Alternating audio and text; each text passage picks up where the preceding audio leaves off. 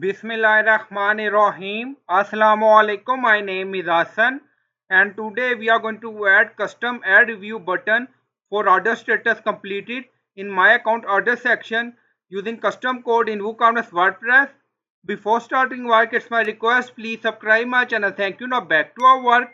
So we are in my account page, and then you see multiple order status: cancelled, failed, on hold, processing completed. So we are going to display add review button for completed order status in action column for product. Now go to dashboard. On left side you see plugin. So click on add new plugin. Then in search plugin write WP code. So this is plugin WP code. Insert header and footer we will use. So you will install this plugin and activate it, and after activation on left side you see code snippet, and then you see add snippet. So click on it.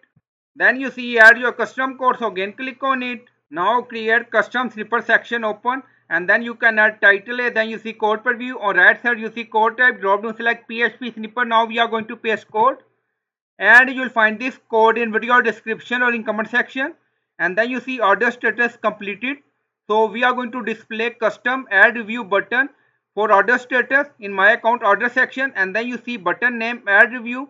So you can add text according to requirement, and then scroll down you see insert method, auto insert, location, run everywhere. On top you see inactive, now active, and then click on save snippet.